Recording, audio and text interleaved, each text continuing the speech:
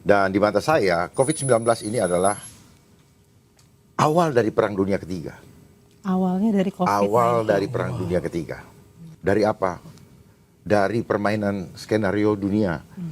Ini dia. Nah, itu setumpuk dokumen yang Jadi diawali tahun 2010 oleh Rockefeller Foundation. Ini skenario lockstep. Nah, lockstep itu. ya, lockdown. Lockdown. Step-stepnya itu Udah direncanakan. sudah tidak ada yang koinsiden Betul. di dunia ini. Nggak Sama ada- seperti kita bertemu di nggak ada sini, yang kebetulan gitu tidak ya. ada. Iya. Itu omong kosong. Terus kemudian ini adalah rancangan pandemi tahun 2017. Iya. Nih ya, nih. Wah, ada data. Ya, ada datanya. Oke. Tapi ada pesan-pesan nggak Pak buat netizen semua yang berterima kasih dan minta maaf buat Mungkin ada yang mau Bapak sampaikan. Ya, mungkin ada yang Bapak sampaikan. Kan mereka banyak ngetek Bapak tapi belum terjawab nih. Nah, Bapak mau nyampein apa sama mereka yang minta maaf dan berterima kasih tuh? Saya pikir tidak perlu ada yang minta maaf. Oh. Tidak perlu juga ada yang berterima kasih. Karena apa yang saya dan rekan-rekan yang lakukan ini. Mungkin Beli Jering, Babe Aldo, Dr. Tifa, Dr. Luis, Bunda Siti Fadila, dan kawan-kawan yang lain. Tujuannya hanya satu, ingin menyelamatkan bangsa ini. Dari apa? Dari permainan skenario dunia yang setiap kali membuat prank. Ya, prank. Dan di mata saya, COVID-19 ini adalah awal dari Perang Dunia Ketiga. Awalnya dari COVID-19. Awal dari Perang Dunia Ketiga. Perang Dunia Ketiga saat ini bukan seperti dulu menggunakan militer. Ya, tetapi lewat ketakutan, Rasa takut. ya, yang seperti bom. Terus kemudian kebijakan, bagaikan misil gitu atau nuklir, ya kan. Dan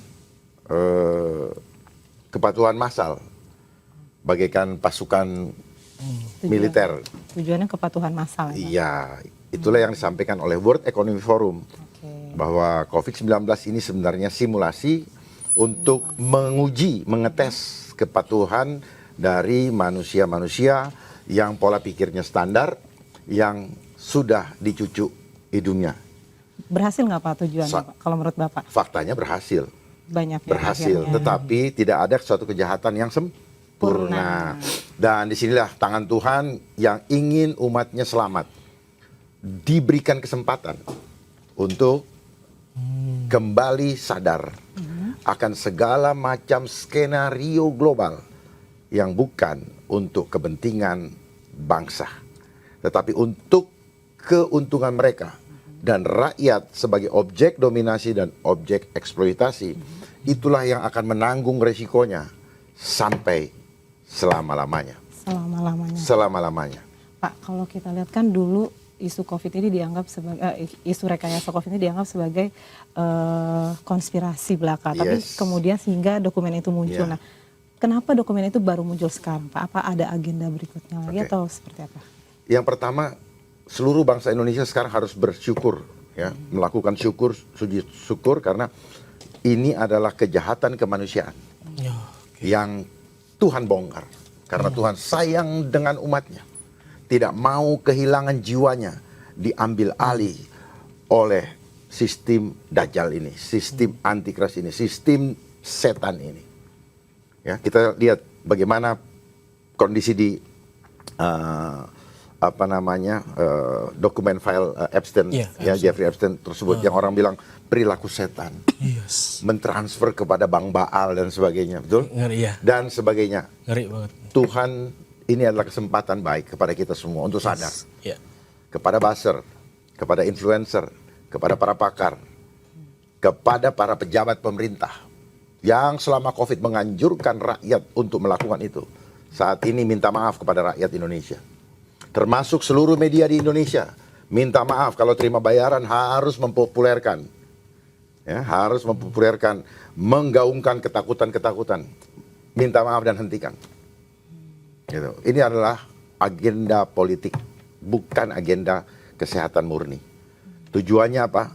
Tujuannya adalah mengetes kepatuhan, lalu kemudian nanti diikuti dengan program-program lain, ya, geoengineering seperti yang sekarang terjadi dan sebagainya, untuk menuju kepada tujuan akhirnya adalah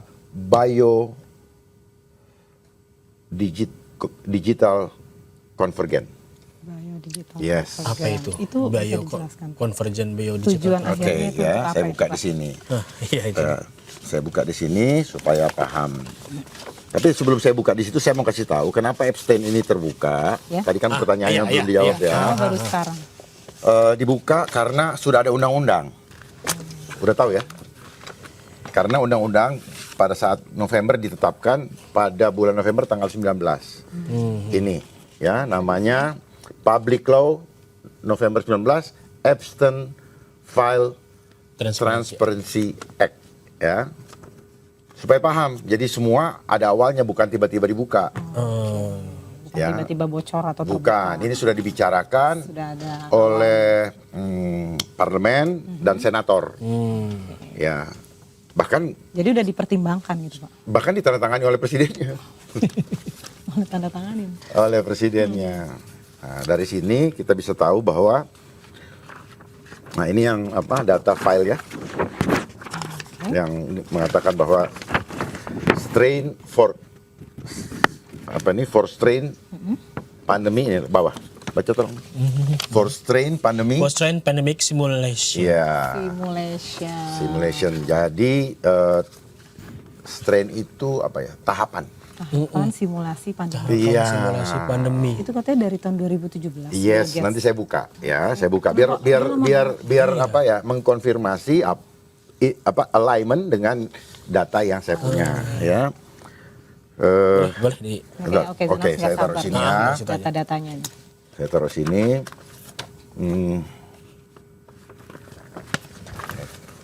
Sebelum ini boleh dipegang sana? Siap. Ya. Sorry. Nah, ini dia.